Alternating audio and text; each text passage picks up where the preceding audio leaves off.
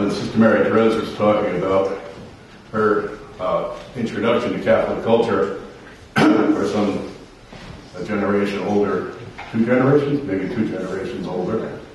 But I didn't experience much of a Catholic culture in New Jersey at Our Lady of Lourdes Parish, but we did still have a residue left. The nuns, for instance, were still wearing habits back when I was in grammar school.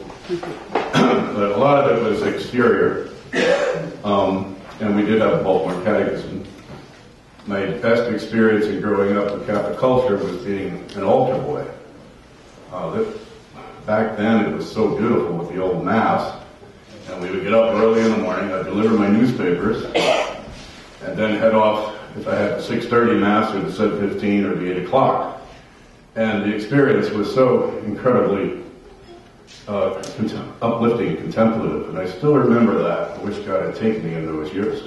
But that was probably the greatest acquaintance I had with Catholic culture. We had May processions and things of that nature. My father was a member of the Holy Name Society, and they did great work. He was a member of the Legion of Decency, which parishes were running in those days.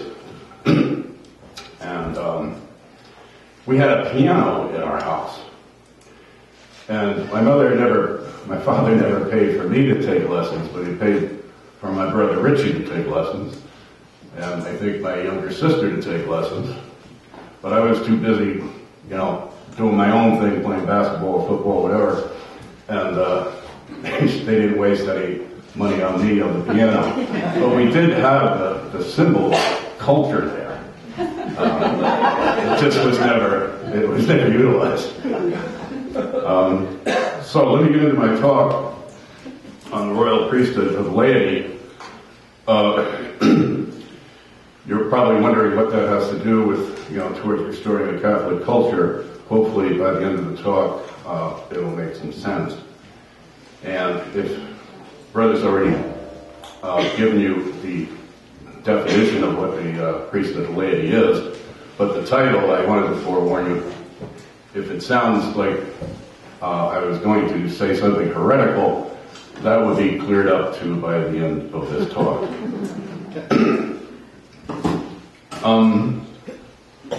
Let me begin by introducing St. Peter and Moses. In the book of Exodus, God says to his people through Moses, "And you shall be to me a priestly kingdom and a holy nation. Those are the words that thou shalt speak to the children of Israel." This is spoken by Moses while they were in the desert.